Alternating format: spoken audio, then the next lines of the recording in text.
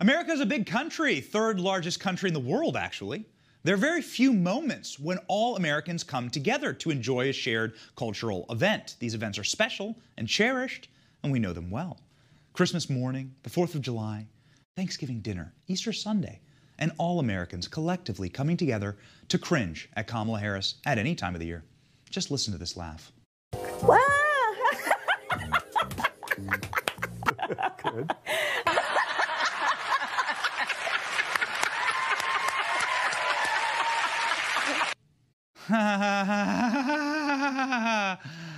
That is a cackle that only a Karen could love. These cultural moments, although, are very important. They tighten the stitches of an ever-fraying American patchwork. They bind our wildly diverse people together, and that's important. A country which has no national identity, no unity, no shared culture will fail. The Super Bowl provided and proved that there are indeed two Americas. One that wants to drink beer and eat wings and watch the game in peace, and another that wants to scream, "Where's your mask, you racist?" while guzzling soy. The treatment of Tom Brady is a perfect example of these two Americas. The left has tried to cancel Tom Brady for many, many years. Fake headlines, fake scandals. Brady says often, "Kiss the rings, losers." Brady is 43. Brady is still winning Super Bowls at 43. Think about that for a second. He's bringing joy to millions and millions of people, long after many retire in the NFL. This is what Tom Brady looks like at the age of 43. It's unfair. This is probably what I will look like at the age of 43. Help! I've fallen in the park and I can't get up. Don't worry, help is on the way. Oh, my apologies. I'm so sorry, guys. I've just been told right now by our studio that that was a live feed of Joe Biden signing more executive orders in the Rose Garden of the White House. Please send help if you're around. In spite of Tom Brady's wildly successful performance last weekend, the left still found reasons to seethe at him. Tom Brady had the brass to walk into the Super Bowl without a mask. Like a boss, actually. Kind of looks great. But for the record, there are no mask law requirements in Florida. Brady was on private property, his home field, and following the laws of his state. It didn't matter. The left threw weapons-grade hissy fit at Tom Brady. Tom Brady may be the GOAT, but the left is also a kind of goat. This kind of goat.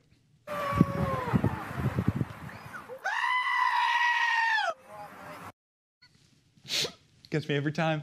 That's exactly the noise that liberal Twitter made watching Tom Brady walk maskless in public. These outraged tweets, man, look at these. "I guess a mask would impair his throwing arm. It's hard to be so important and inconsiderate," they tweeted. A dude as famous as Tom Brady should just do the right thing and wear a mask. I think I have to turn off the game. He's making me angry. Then there's Kamala Harris's niece, Mina Harris. Mina had this to say: "What is Tom doing without a damn mask?" Of course, we had to check Mina Harris's social media to make sure that she was living up to her own outrage standard. We were shocked to find this picture on her Instagram. In August, Biden and Harris, no masks, outside in the middle of a pandemic. What are they doing without a damn mask? Where was Mina here? Oh wait, I forgot. The rules don't apply to the left. I don't recall Mina having a weapons-grade meltdown over Joe Biden going maskless on the day he signed an executive order mandating masks. Mina Harris, where are you? Biden is literally killing people. I live in Washington, D.C. When the media announced Joe Biden was the winner of the 2020 election, libs poured into the streets. They drank cheap, pink champagne out of the same bottle and had block parties. No outrage from Mina Harris to be found. It's very odd. This is what Brooklyn looked like during the pandemic and also during a Black Trans Lives Matter rally. This is what LA looked like at the height of the BLM Antifa rallies. Where was Mina? What would we do without Mina's selective outrage to guide us? If you're a working class plebe in Tampa, Florida, just proud of your team, you're in a red state, so you're not allowed to celebrate. Actually, it's worse than that. We'll sick the police on you if you celebrate. Here is Tampa's leftist mayor, someone who should be the happiest person in the world right now, telling her city that she will lock them up for celebrating. So I'm proud of our community, but those few bad actors will be identified, and the Tampa Police Department will handle it. If you weren't wearing a mask, you will be identified, and the police will handle it. Okay, handle it. Will the police handle the mayor who was herself spotted at a Tampa Bay sporting event this year without a mask? Oh my. Let's see if she reports herself to the police.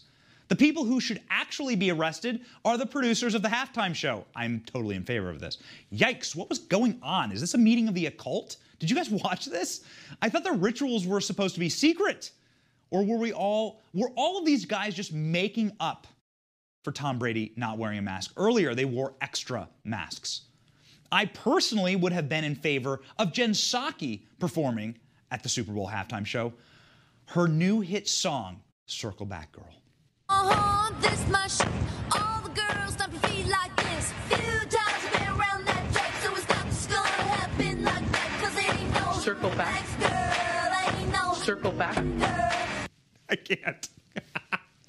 I love that tune. Very catchy. Very catchy. Jen, really, really successful. I'm so proud of you. I'm so proud of you. The Super Bowl broadcast itself, we're having too much fun tonight. The Super Bowl broadcast was just a billboard for the left's garish culture and radioactive narcissism. The NFL celebrated anthem kneelers and flaunted donating multi-millions to social justice issues that enrage their core viewer base. It's like they want to lose viewers. Remember when Super Bowl ads were funny and creative and memorable? Gone are those days of ads like this. Budweiser. Budweiser. Classics. Yo. What's that? What's that? Hold on. Hello?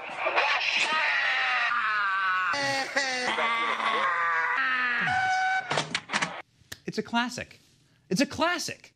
Super Bowl ads today, though, can't be funny or memorable. In 2021, they must lecture their customers about woke politics. The people who brought you the Kendall Jenner solving police brutality with a Pepsi ad were back at it again this Super Bowl. Oh man, did these ads suck. Do you remember this beauty, by the way? That's how Kendall Jenner handing off a Pepsi. There you go. These people came up with a new beauty in the shape of a Jeep driven by Bruce Springsteen. Jeep, I'm sorry to break it to you guys, but this ad is terrible. You were robbed by your advertising agency. The Jeep ad attempted to reunite America by wheeling out a socialist washed-up earring-bound boomer from New Jersey. Nothing says middle America like that, guys. And putting him into Kansas to lecture us from a little church podium. Just a few things wrong here.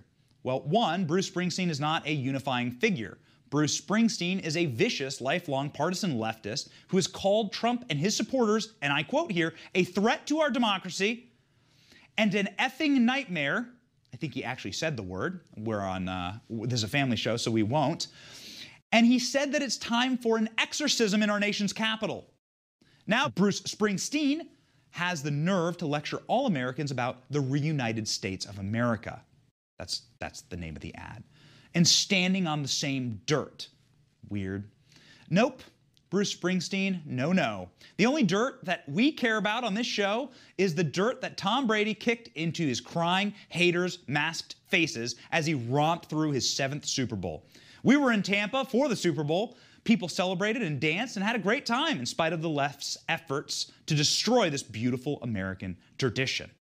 And never forget who taught Tom Brady how to win. Let's not let the weapons-grade narcissism of the left ruin our cherished traditions. Enjoy the things that bind us together as Americans, not tear us apart. The left hates America. They know they have no power when we are all united and happy people. So let's stay that way.